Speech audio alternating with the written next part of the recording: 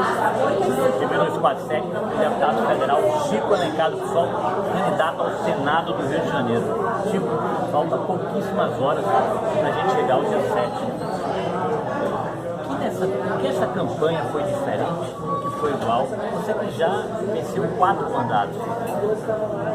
Foi diferente porque o Brasil vive uma crise de destino. Eu diria que a gente está numa encruzilhada civilizatória. De um lado você afirma a nossa democracia capenga, quebradiça, de baixa intensidade, cheia de problemas, e de outro você pode, pelo voto popular, legitimar o retrocesso, o atraso, o obscurantismo, o preconceito, a intolerância, a violência. Então amanhã é um dia em que o Brasil vai estar diante dessas 2 grandes alternativas. E é óbvio que nós temos que nos posicionar em relação a uma. Elas se repetem também no plano das campanhas específicas nos estados e para os cargos de governador, de deputado federal, estadual e do Senado da República. Então tem sempre o viés da ultradireita obscurantista, muito forte no Brasil hoje, temos que reconhecer, como forte foi na França e perdeu, como forte foi na Bélgica e perdeu, como forte foi nos Estados Unidos e venceu com Trump. Mas a resistência democrática lá é muito bonita, muito forte. Nova York, por exemplo, é um bastião das liberdades, mas também a federação norte-americana é muito mais consolidada que a brasileira. Então a gente está diferente, foi porque o Brasil, depois da luta histórica da minha geração pela democratização, corre riscos de botar tudo a perder. Eu fico assim, atônito e com toda franqueza muito impressionado quando vejo gente pobre, o camelô lá, Bolsonaro! Bolsonaro é um grito de indignação, é um grito de socorro às vezes, mas é um grito raivoso, é um grito de ódio que acabou canalizado e personificado nessa figura que eu conheço muitíssimo bem pela convivência parlamentar e que acaba pelo mito que é mistificação,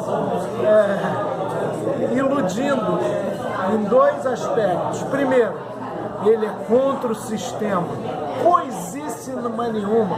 Bolsonaro e seus filhos é a radicalização do sistema, do individualismo, da truculência, do cada um por si, do vamos resolver tudo na porrada. Segundo, ele é contra a corrupção. Coisíssima nenhuma. Quem elogia Eduardo Cunha, naquele momento forte do parlamento brasileiro, onde o parlamento, inclusive, revelou a sua majoritária mediocridade do impeachment da presidente Dilma, e alguém que grita elogiando Cunha e depois um torturador, como isso pode ser ético?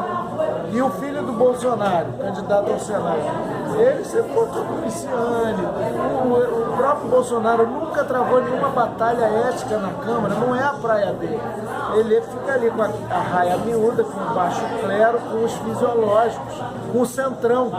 Ele é a expressão do centrão, mas mesmo assim ele é tão inorgânico, ele organiza tão pouco o seu segmento, o segmento da ultradireita e do ultraconservadorismo no Brasil. Ele disputou várias vezes eleições para presidente da Câmara, tinha 4 ou 5 votos. Eu disputei também, consegui ter mais votos que ele. Mas na última ele teve 3 votos, eu tive 8, e o Cunha, na penúltima, antes do reinado do Rodrigo Maia, que já vai se bandear com o Bolsonaro também, se é que já não o fez, mas o Eduardo Cunha teve 267 votos. Então, porque ele organizava mais a direita.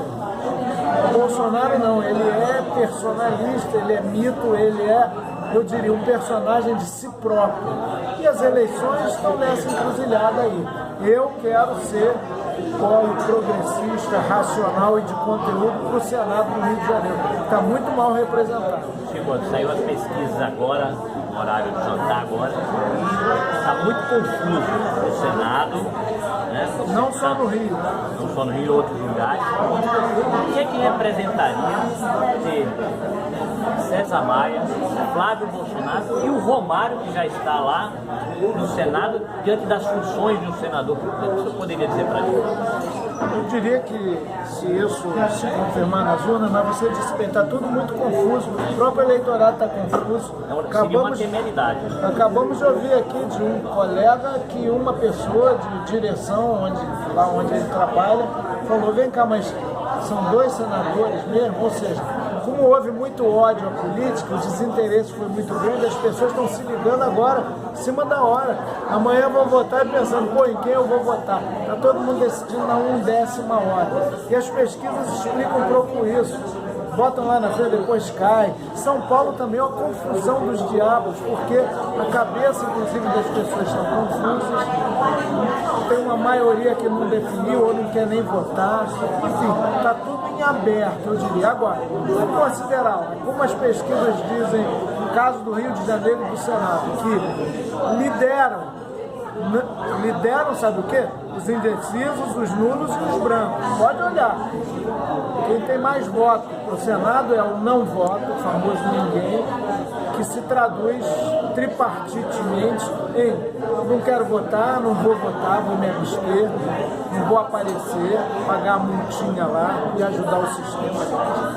Ou vou votar nulo ou vou votar em branco. Isso lidera. Depois dizem que vem o César Maia, com seu latifúndio de tempo, e o Bolsonaro filho, que só é indicado porque é filho do Bolsonaro, ou seja, um candidato despersonalizado. Tem uma massa de votos aí para ser decidida. Claro, está elaborando agora, sei lá o que está na cabeça das pessoas. A gente hoje na rua ficou emocionado com a adesão e tal. Eu, pelo menos, independente da quantidade, vou ter votos racionais e de esperança, certamente. Mas o Rio de Janeiro, pela sua história, pela sua tradição, pela sua cultura, céu e inferno, o Rio de Janeiro que continua lindo, que continua sendo, que continua sofrido, que continua violentado, eleger um representante dessa violentação, dessa devastação. O César Maia foi ligado com o PMDB, do Eduardo Paes. Então a mesma ratatouille está aí, querendo um senador também, além de querer um governador.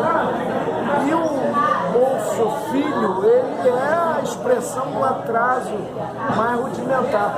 O Romário, a gente sabe, como jogador de futebol, ele era ótimo, como na política, ele é um perna de pau, tem se revelado. Tem gente boa, eu convivi com ele como deputado, mas ele é muito despreparado, muito... E a função do senador é assim, o país. Poxa, você vê, o mandato dele no Senado ficou assim, muito no nicho de algumas questões, sem dúvidas importantes, das crianças, deficientes, síndrome de Down, que é inclusive algo derivado do amor filial dele, paternal, melhor dizendo, para sua filhinha, que eu conheci aí. É muito bonito isso, mas o Rio de Janeiro, nesse grau de degeneração e decadência, precisa de uma representação do Senado, porque o Senado é a representação do Estado, que seja aguerrida, que seja forte, que denuncie, inclusive, esse regime de recuperação fiscal, que é uma grande agiotagem contra o Rio de Janeiro. E que tanto o Bolsonaro, filho, quanto o César Maia defendem. Isso é uma vergonha. Nós falamos de uma reforma tributária e de uma reforma política que nenhum dos dois propõe. Então, é um voto muito precário para uma representação que não representa a pluralidade, o sonho, o vício do povo do Rio de Janeiro. Pegando esse caminho aí, as pesquisas mostram um empate técnico de Tarcísio, Witzel e o Romário. Qual a importância de Tarcísio para chegar no Senado? Quero lembrar a eleição para a Prefeitura do Rio há 2 anos atrás. Tinha um empate técnico entre o Freixo, o filho do Bolsonaro, que desmaiou lá no debate, e o Pedro Paulo, candidato de paz, forte, uma prefeitura bem avaliada. Na hora, e as pesquisas davam que o Freixo não ia passar para lá. Ele foi para o segundo turno. Então eu diria que o Tarcísio tem boas chances de ir para o segundo turno, está tudo embolado, porque o Romário está em declínio, está em queda, e nós estamos subindo. Iam usar um pouco, você é um historiador famoso, respeitado, o que significaria a ditadura de volta, mesmo que seja de outra